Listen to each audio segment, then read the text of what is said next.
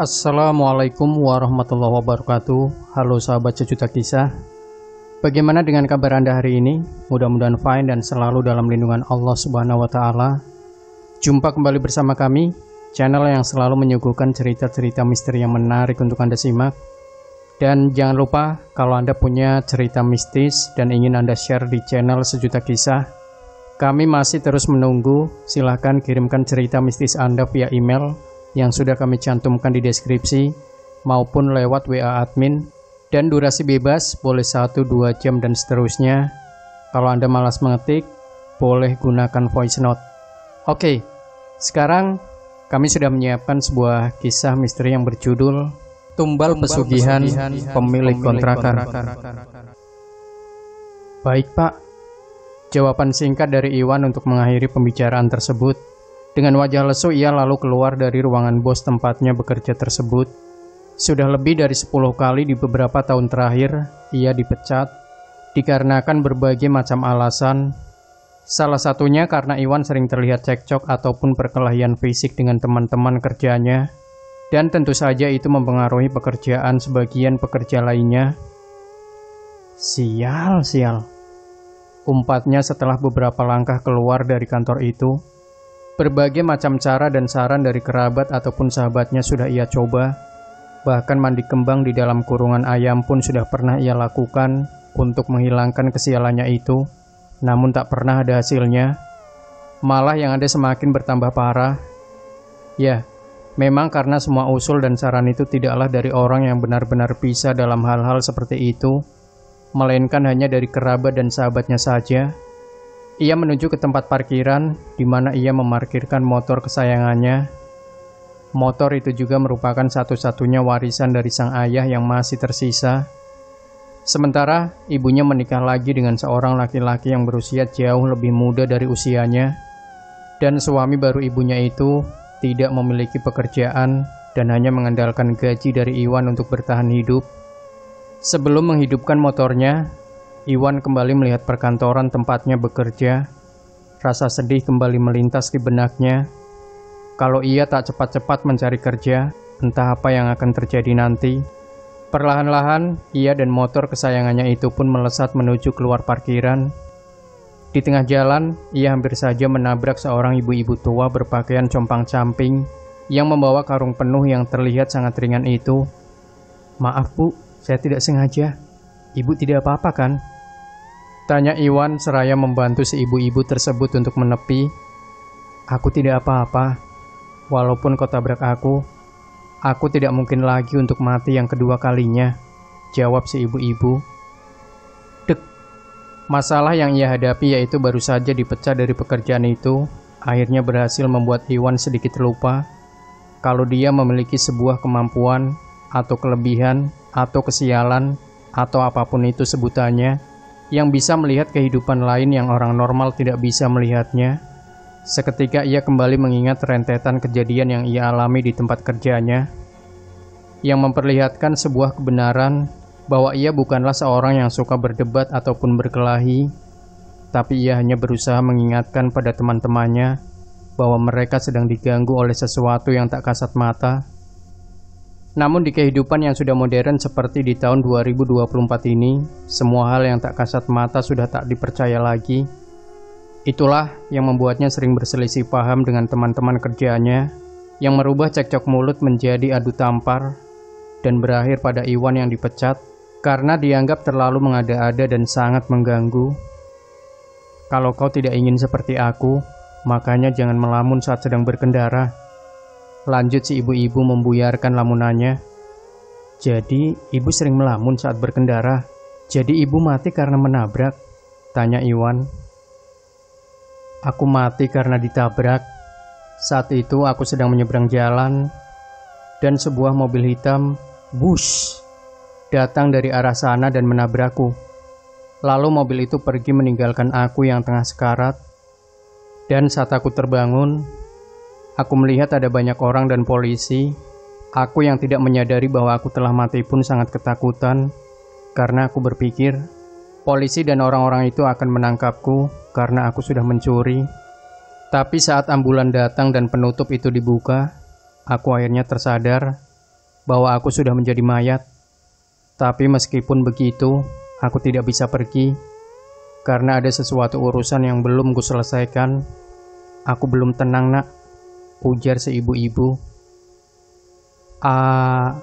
Ucap Iwan yang belum terselesaikan, tapi sudah dipotong oleh si ibu. Dan selama aku di sini, aku belum pernah bertemu orang yang bisa melihatku, menatapku, dan berbicara padaku. Aku mohon, nak, kau pasti bisa kan membantuku menyelesaikan urusanku? Bu, maaf, tapi ini saya juga lagi dalam sebuah masalah. Saya baru saja dipecat, Bu. Dan uang tabungan saya sudah habis semua, digunakan oleh ayah tiri berjudi. Saya bingung, besok dan hari-hari lainnya mau makan apa? Ucap Iwan sedih. Kenapa kau tak menyuruh ibumu untuk bercerai saja? Kan kalau seperti ini terus, kau yang repot. Jangankan dapat istri, pacar saja belum tentu kau bisa dapatkan, karena yang ada di kepalamu hanyalah kerja, kerja, dan kerja untuk mencukupi kebutuhan ayah tirimu itu. Ujar si ibu nampak geram. Sekian lama mereka berbicara, hingga Iwan tak menyadari ada seorang wanita dari seberang jalan yang terus menatapnya dengan raut kebingungan. Wanita itu pun menyeberang ke arah Iwan dan tiba-tiba menyapanya dengan suaranya yang lembut. Kau sedang berbicara pada siapa? Tanyanya yang nampak begitu sangat penasaran. Iwan terbata-bata, ia tak mampu menyelesaikan satu kalimat pun. Pikirannya malah melayang-layang, ia sangat malu membayangkan dirinya yang seperti orang gila jika dilihat dari sudut pandang orang normal. Dia putriku, dia mengidap penyakit TBC yang sudah sangat parah, ujar si ibu tiba-tiba. Apa? Tanya Iwan yang setengah berteriak itu. Kamu sedang bicara dengan siapa? Kamu memiliki gangguan pendengaran ya? Tanya si gadis dengan suara yang tak kalah nyaringnya. Seketika Iwan mengerjapkan matanya, menyadarkan dirinya kembali, lalu menghela napas panjang. Ada ibumu di sini, ucap Iwan akhirnya. Ibuku? Tanya si gadis dengan mata yang mulai berkaca-kaca. Iwan mengangguk dan menunjuk ke sampingnya. Ma, kata mantri penyakitku sangat sulit untuk diobati. Jika suatu saat nanti aku harus mati, aku ikhlas, Ma. Aku juga sudah berhenti untuk meminum obat-obat itu, isak si gadis. Ibumu bilang kamu harus tetap semangat, jangan putus asa. Minumlah selalu obatnya, dan cerialah kembali seperti di mana hari terakhir ibumu melihatmu.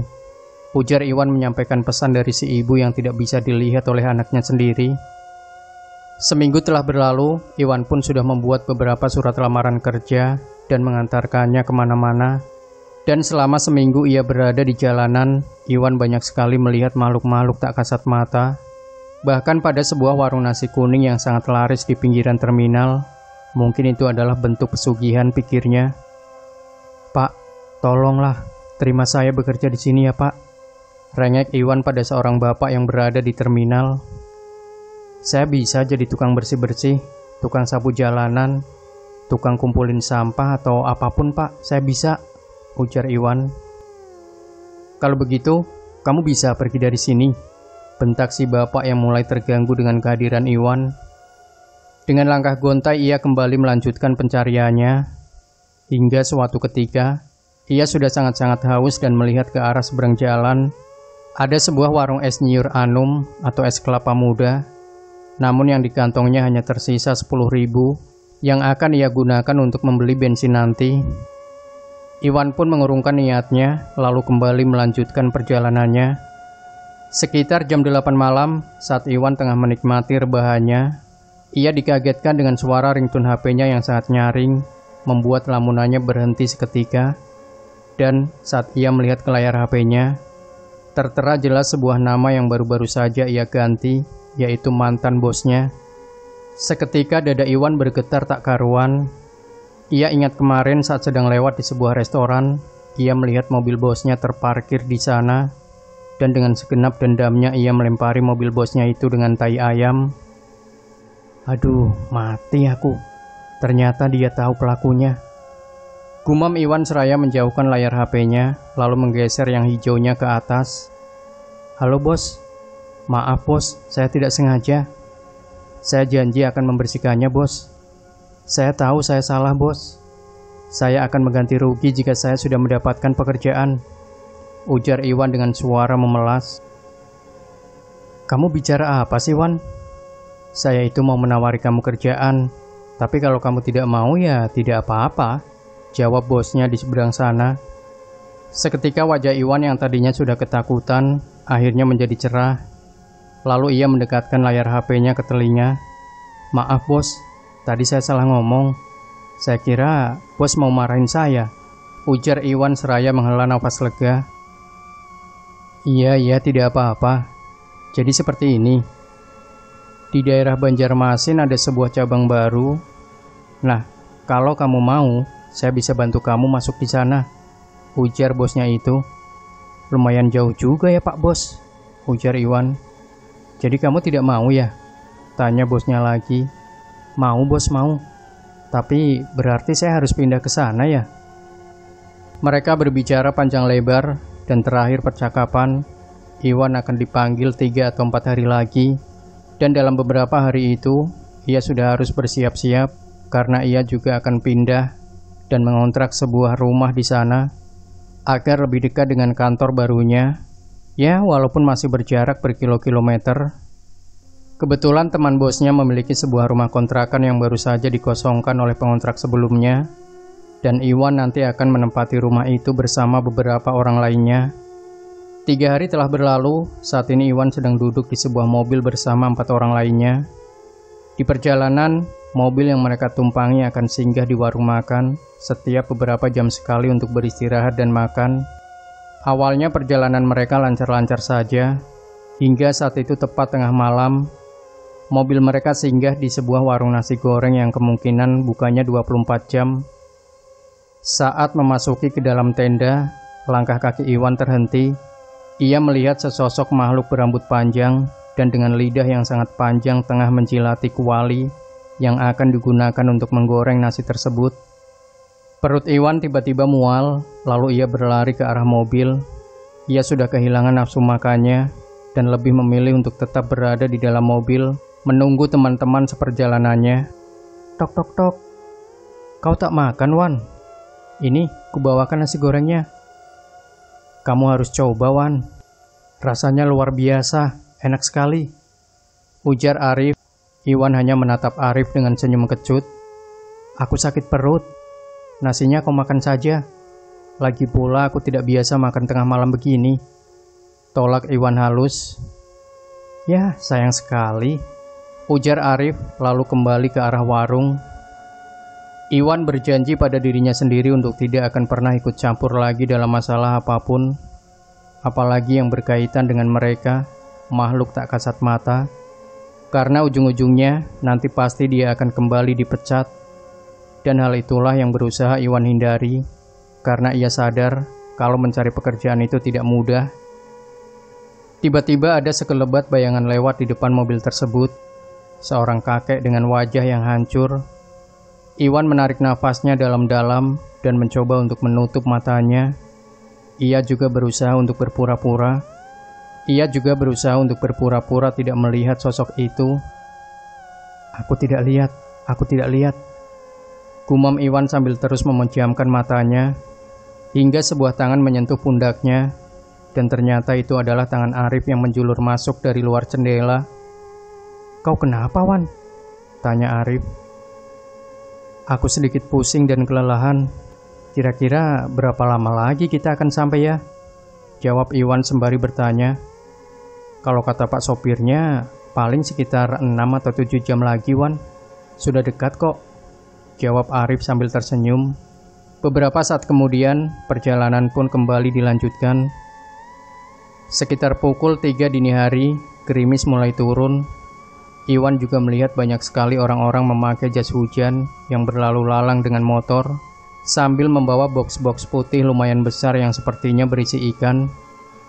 Sekitar jam 8 pagi, mobil yang mengantar mereka itu pun memasuki sebuah halaman rumah yang cukup besar.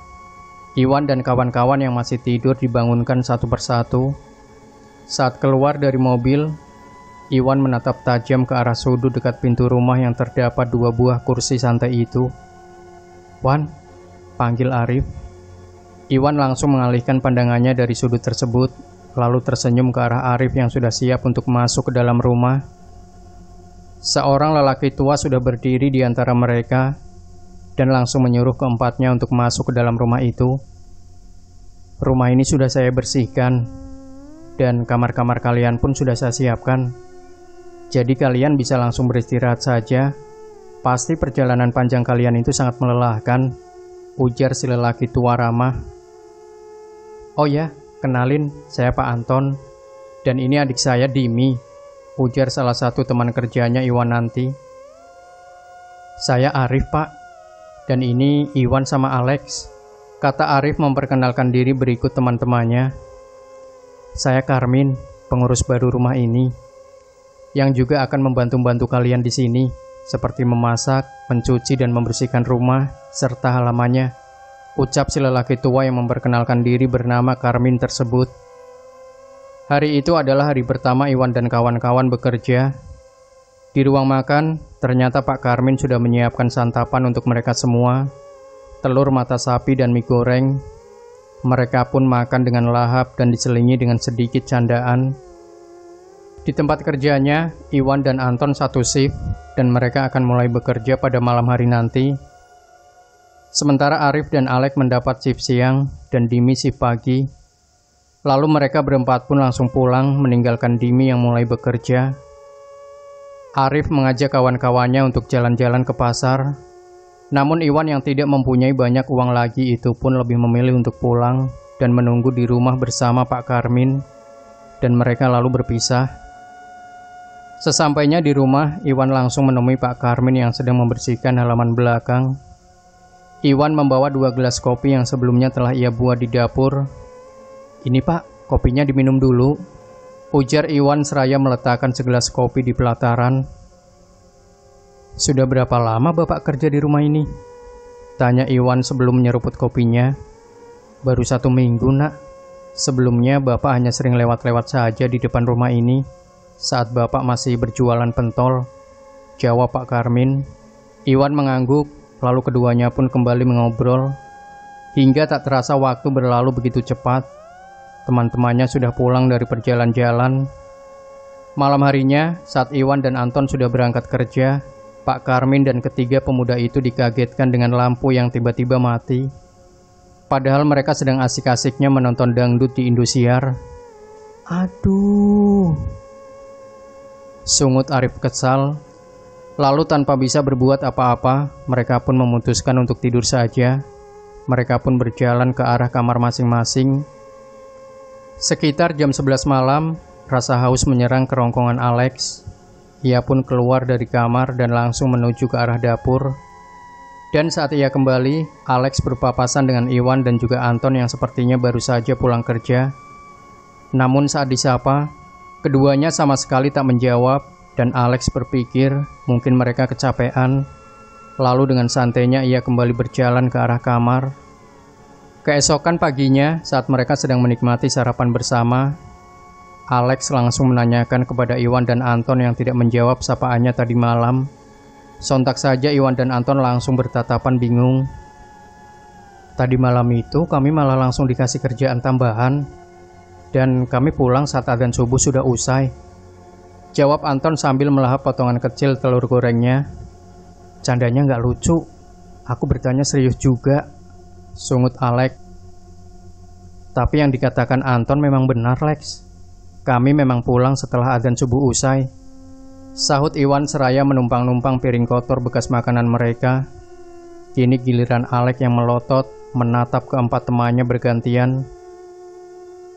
Setelah selesai mandi, Anton dan juga Iwan langsung masuk ke kamar mereka masing-masing untuk merehatkan mata mereka yang sudah sangat mengantuk itu. Sementara di luar, Arif membantu Pak Karmin memperbaiki kolam ikan di samping rumah. Dan Alex sedang berada di kamarnya sambil melihat foto-foto artis di Instagramnya. Tiba-tiba terdengar suara ketukan di pintu kamar.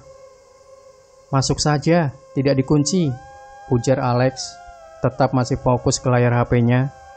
Namun suara ketukan itu terus saja terdengar meski sudah diteriaki dan disuruh masuk oleh Alex.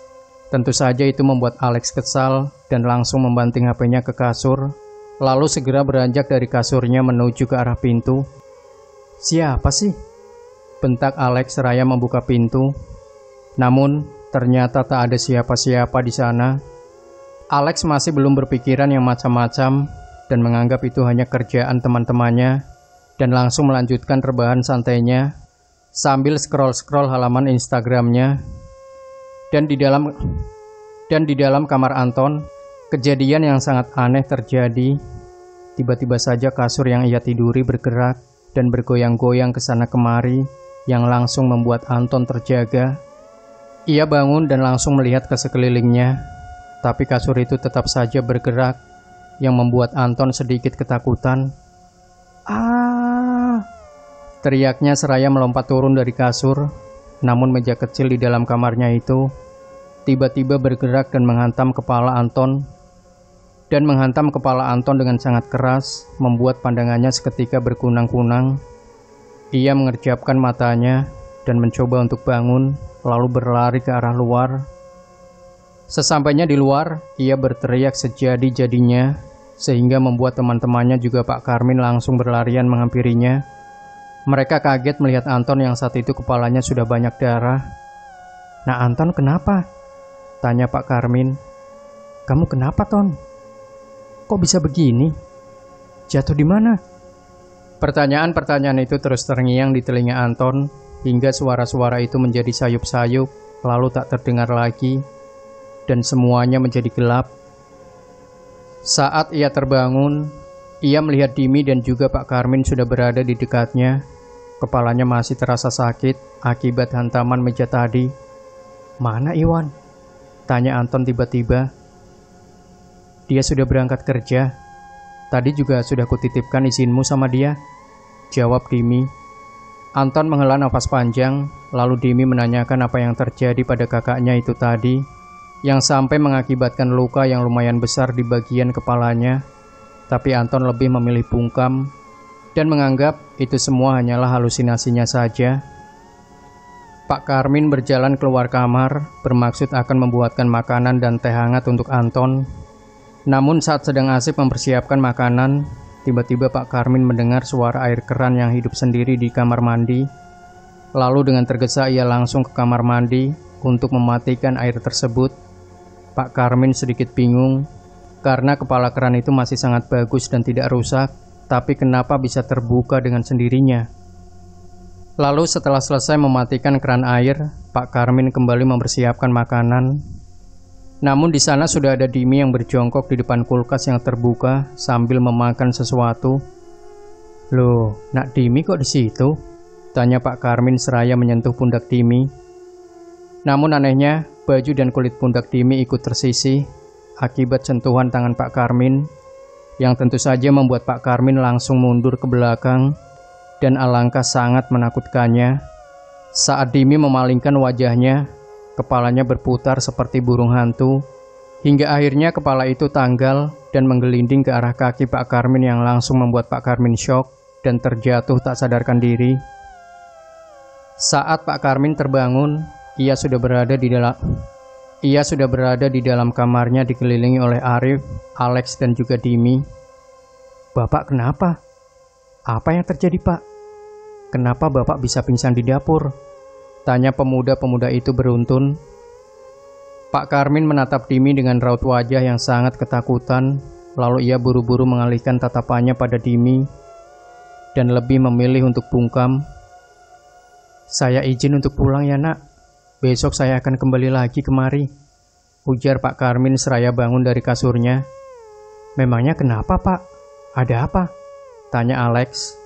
Pak Karmin hanya menggeleng-geleng dan langsung berjalan keluar dari kamarnya. "Pak," panggil Arif. Beberapa saat saja setelah kepergian Pak Karmin, terdengar teriakan Anton dari arah kamarnya. Mereka pun langsung berlarian ke arah kamar Anton. Dan betapa terkejutnya mereka saat melihat Anton sudah bergelantungan di atas plafon kamarnya. Mereka pun langsung berlarian ke arah kamar Anton. Dan beberapa saat tiba-tiba Anton melakukan pergerakan yang sangat menakutkan untuk dilihat. Ia mematahkan pinggangnya dan setelah itu ia melakukan kayang sambil memutar-mutar hingga tulang-tulang rusuknya patah dan mencuat keluar menembus keluar dadanya. "Ah!" teriak Arif dan kawan-kawan, syok juga ketakutan. Lalu beberapa saat kemudian, tubuh Anton pun terjatuh dan mati seketika. Dengan tangan gemetar, Alex langsung menelpon bosnya. Lalu sekitar setengah jam kemudian, datanglah sebuah mobil dan dari dalam mobil itu keluarlah beberapa orang. Salah satunya adalah seorang wanita paruh baya. "Bagaimana ini, Bu, teman kami?" tanya Arif tak mampu melanjutkan perkataannya, namun telunjuknya menunjuk ke arah Anton.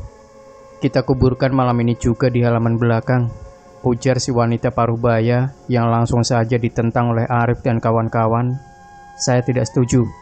Kita harus lapor polisi terlebih dahulu," ujar Alex. "Itu terserah kalian. Keputusan ada di tangan kalian. Tapi apakah kalian tidak berpikir bahwa kejadian ini sampai bocor kepada orang lain? Apalagi polisi. Ini semua tentu saja akan ditetapkan sebagai kasus pembunuhan dan kalian semualah yang akan menjadi tersangka utamanya. Apa kalian siap untuk dipenjara?" ujar si wanita paruh baya yang langsung membuat pemuda-pemuda itu bungkam, lalu bergantian saling tatap. "Sebaiknya kalian cepat putuskan mau dilanjut ke kepolisian atau memilih cara yang aman dan lebih kekeluargaan," tanya si wanita paruh baya. Di sini yang masih syok itu pun dipaksa Arif dan Alex untuk cepat-cepat membuat keputusan agar jenazah Anton lekas dimakamkan sebelum fajar menjelang. Karena masih syok dan tertekan oleh desakan teman-temannya, akhirnya Dimi memilih cara aman dan kekeluargaan. Lalu beberapa orang yang datang ke sana, si wanita paruh baya tadi mengajak Arif dan Alex untuk segera membantunya menggali kuburan di halaman belakang. Sementara Dimi dan si wanita paruh baya juga dibantu beberapa orang itu memandikan jenazah Anton, lalu mempersiapkan mayat untuk dimakamkan. Tidak berselang lama, Arif dan juga beberapa orang lainnya sudah selesai menggali kuburan dan langsung mereka memasukkan jasad Anton ke dalam liang kubur. Tidak lupa mereka membuang semua baju-baju Anton dan membersihkan kamarnya agar tidak diketahui oleh Iwan ataupun Mang Karmin. Adzan subuh berkumandang, Iwan berjalan pulang menuju ke rumah kontrakannya. Matanya sayu dan lelah. Rumah itu masih sepi dan Iwan berpikir kalau teman-temannya masih pada tidur. Lalu ia pun membuka pintu rumah dengan kunci cadangan. Setelah itu ia kembali menutup pintu dan langsung berjalan ke arah kamarnya. Saat melewati kamar Anton, ia melihat Anton yang berdiri di depan pintu kamarnya. "Loh, Ton, ngapain kamu di situ?" tanya Iwan, namun Anton sama sekali tak menjawab pertanyaan Iwan. Iwan mengangkat bahu dan segera masuk ke dalam kamarnya. Ia langsung membaringkan tubuhnya yang sudah sangat letih itu di kasur, dan untuk beberapa saat kemudian, ia pun tertidur. Keesokan harinya, sekitar pukul 9 lewat, Iwan bangun karena perutnya sudah mulai lapar. Meja makan sudah kosong, dan sepertinya hanya Iwan yang belum sarapan. Saat baru akan menyantap makanannya, Iwan didatangi oleh Pak Karmin. "Nak Iwan, kenapa ya? Nak Anton kok belum bangun juga? Padahal sudah saya ketuk-ketuk pintu," kata Pak Karmin. "Biarkan saja Pak, mungkin dia masih tidur, kecapean," jawab Iwan. Setelah selesai makan, Iwan pun memutuskan untuk kembali tidur karena malam ini pekerjaannya masih sangat banyak. Saat baru akan terlelap, Iwan mendengar notifikasi di HP-nya dan itu adalah WA dari ayah tirinya. Paling juga buat judi dan minum kopi di warung Jablay. Sungut Iwan tak menghiraukan pesan chat dari ayah tirinya itu. Iwan langsung menutup wajahnya dengan sarung dan mencoba untuk memejamkan matanya lagi. "Wan, tolong aku, Wan," ujar suara yang berasal dari seseorang di sampingnya. "Tolong apa, Ton?" tanya Iwan yang mengenal suara itu milik Anton. "Aku sakit, Wan." Lalu Iwan pun langsung membuka penutup wajahnya dan tidak mendapati siapapun di sana. Iwan yang memang lebih peka dan melihat dengan hal-hal yang tidak bisa orang normal lihat itu pun tahu bahwa yang tadi itu pastilah kerjaan makhluk dari alam lain. apalagi Alex juga pernah mengalaminya. Singkatnya, sebulan telah berlalu dan menghilangnya Anton tak pernah jadi permasalahan di antara mereka. Meski kadang-kadang Iwan menanyakan alasan Anton pulang kampung pada Dimi, namun Dimi selalu memberikan alasan yang cukup baik sehingga tidak menimbulkan kecurigaan Iwan. Namun begitu, mereka semua sering melihat penampakan Anton di rumah itu. Iwan tahu ada yang tidak beres dengan kemunculan sosok yang mirip Anton itu semenjak Anton menghilang. Namun ia terus saja mencoba untuk tidak ikut campur dalam masalah apapun yang berhubungan dengan makhluk dunia lain. Dan ia juga meyakinkan dirinya bahwa yang selama ini mereka lihat itu hanyalah sosok jin yang menyerupai Anton. Gangguan-gangguan dari mereka yang tak kasat mata kerap kali dirasakan, bahkan hampir setiap malam. "Wan, kami besok pulang dan tidak akan pernah kembali ke sini lagi," ujar Arif saat mereka sedang makan bersama. "Pulang? Tapi kenapa?" tanya Iwan seraya menatap wajah teman-temannya yang terlihat sangat pucat itu. "Kami sudah tidak sanggup dengan segala macam gangguan di rumah ini, Wan," jawab Alex. "Apa kalian tidak sayang dengan kerjaan kalian? Dan aku yakin semuanya pasti akan baik-baik saja," ujar Iwan. Arif menggeleng. "Kita sudah hampir celaka setiap malam. Alex, Dimi, Pak Karmin, bahkan juga kamu sudah pernah kan mengalami gangguan itu," ujar Arif.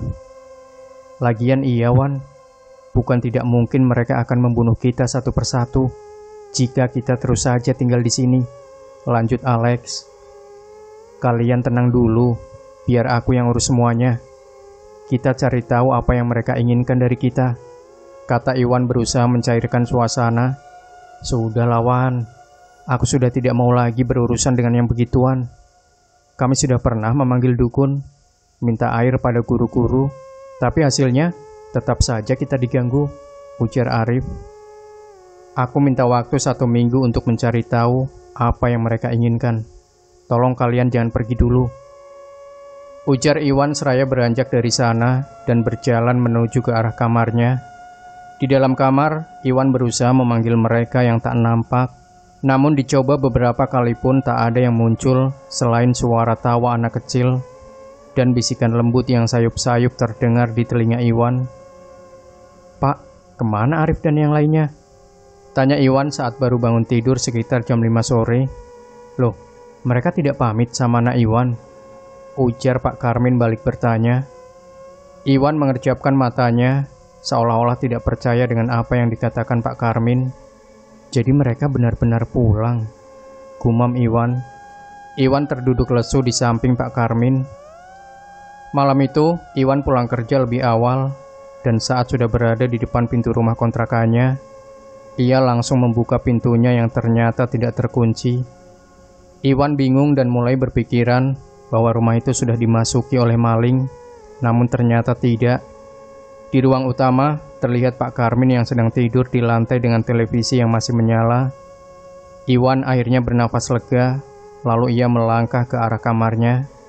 Di dalam kamar, Iwan cukup lama termenung, hingga tiba-tiba terdengar suara barang-barang berjatuhan di kamar Anton. Iwan langsung beranjak dari duduknya dan menuju ke arah kamar Anton.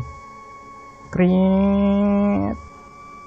Pintu terbuka dan seketika mata Iwan melotot, mulutnya tak mampu mengeluarkan suara. Banyak sekali makhluk-makhluk mengerikan yang berada di kamar itu. Salah satu di antaranya adalah sesosok yang sangat mirip dengan Anton. Kalian siapa?" tanya Iwan terbata-bata. Serentak makhluk-makhluk itu memalingkan wajahnya ke arah Iwan. "Anton?" gumam Iwan yang kini benar-benar yakin bahwa makhluk itu memanglah Anton. "Kenapa bisa begini, Ton?" tanya Iwan. Dan anehnya, makhluk-makhluk yang banyak tadi seketika menghilang, menyisakan Anton dan Iwan. Wajahnya begitu pucat dan bau-bau busuk ada di sekitarnya. "Aku sudah pulang, Wan. Aku di sini," ujar sosok Anton itu. Iwan terdiam, ia tak mampu berkata-kata. "Tolong kembalikan itu pada mereka, Wan. Mereka marah padaku. Aku tidak sempat mengembalikan itu, Wan. Tolong aku." "Iwan." lanjut sosok Anton sembari mendekat ke arah Iwan. Iwan terjatuh ke belakang dan sesaat kemudian setelah ia memejamkan matanya, sosok Anton itu sudah menghilang. Iwan mulai memikirkan maksud perkataan Anton tadi. Apa yang sebenarnya terjadi pada Anton? Kenapa dia bisa jadi seperti itu? Batin Iwan tak habis pikir. Sampai pagi Iwan masih terduduk memikirkan kata Anton, namun tak satu pun yang bisa ia mengerti. Lalu Iwan ke dapur dan membuat segelas kopi untuknya dan membawanya untuk keluar rumah. Selamat pagi Nak Iwan. Maaf, Bapak datang terlambat. Sapa Pak Karmin yang baru saja datang dari arah luar. Iwan mengerutkan keningnya. Loh, Pak Karmin dari mana? Tanya Iwan bingung. Dari rumah Nak. Semenjak kejadian yang Bapak alami malam itu, Bapak sudah tidak berani lagi tidur di rumah ini Nak. Memangnya kenapa Nak Iwan? Kok sepertinya Nak Iwan bingung begitu? Ujar Pak Karmin. Dek, dek. Jantung Iwan berdetak lebih cepat dari biasanya. Jadi yang tadi malam di rumah pas aku pulang kerja itu bukan Pak Karmin. Gumam Iwan. Saya tidak ada di rumah ini tadi malam Nak. Saya malah pulang beberapa saat setelah Nak Iwan ini pergi kerja. Sahut Pak Karmin. Iwan mencoba mengatur nafasnya. Memang selama ini ia sudah terbiasa dengan makhluk-makhluk seperti itu, tapi tidak ada yang pernah mengganggunya, sampai menyerupai orang-orang yang Iwan kenal, seperti di rumah ini. Pak, saya mau bertanya sama Bapak, dan saya harap Bapak bisa menjawab pertanyaan saya dengan jujur, kata Iwan. Insya Allah Nak Iwan, jika saya tahu, saya pasti akan menjawabnya. Apa Bapak tahu asal-usul rumah ini? Tanya Iwan tanpa basa-basi. Kalau itu saya tidak tahu Nak. Kan saya itu tinggalnya cukup jauh dari sini. Walaupun saya pernah beberapa kali lewat di rumah ini saat saya masih berjualan pentol keliling. Saya sungguh-sungguh tidak tahu asal-usul rumah ini Nak. Tapi menurut saya, makhluk-makhluk itu tidak akan mengganggu jika tidak diganggu, jawab Pak Karmin. Jadi maksud Bapak, kedatangan kami ke rumah ini mengganggu mereka? Tanya Iwan. Maaf Nak Iwan, tapi saya juga tidak tahu. Itu kan hanya kata orang. Maaf sekali kalau Nak Iwan tersinggung, ucap Pak Karmin. Iwan tersenyum singkat. Saya malah tidak berpikir begitu Pak. Tapi kata-kata Bapak memang ada benarnya. Karena jujur Pak, saya juga bisa melihat mereka.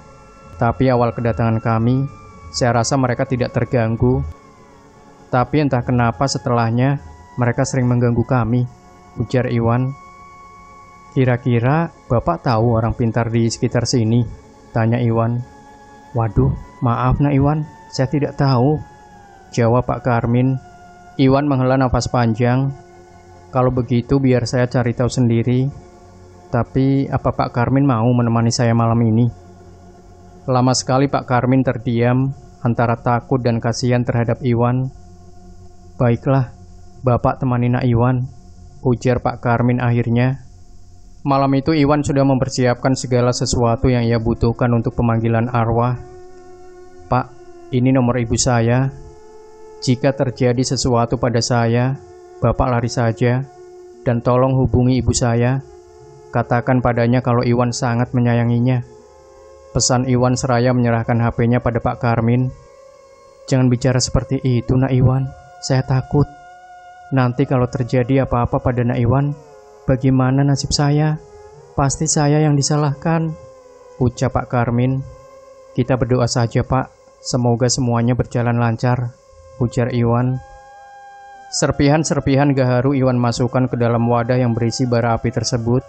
Di depannya juga sudah tersedia seekor ayam dan 2 telur ayam, juga 2 gelas kopi pahit manis, dan segelas air putih. Aroma kayu gaharu yang dibakar semerbak tercium ke seluruh ruangan. Pak Karmin mulai merinding. Ia merasakan ada sesuatu yang tak kasat mata telah hadir di antara mereka.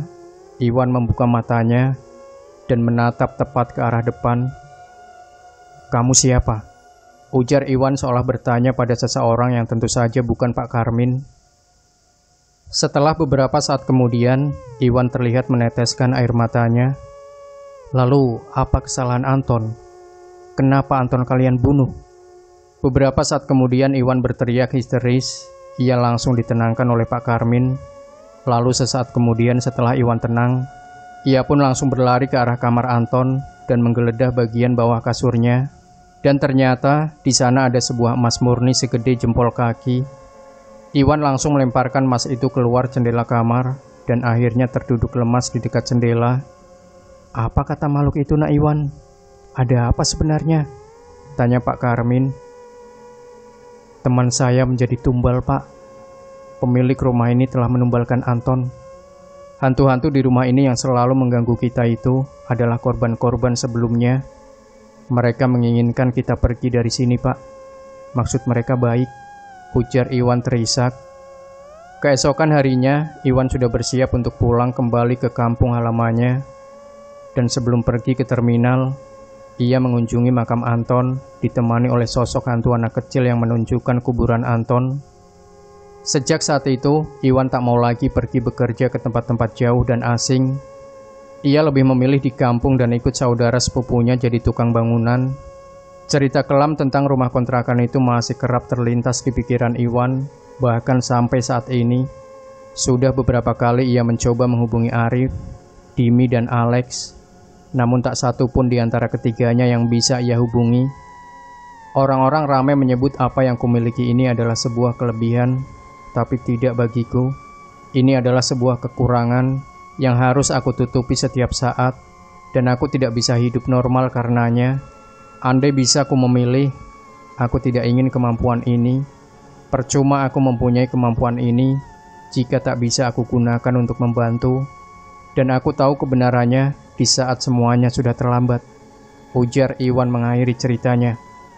Demikian sahabat sejuta kisah, jangan lupa tinggalkan komentar Anda, like, share video ini, subscribe channel Sejuta Kisah, dan kembali nantikan cerita-cerita misteri terbaru dari kami. Wassalamualaikum warahmatullahi wabarakatuh.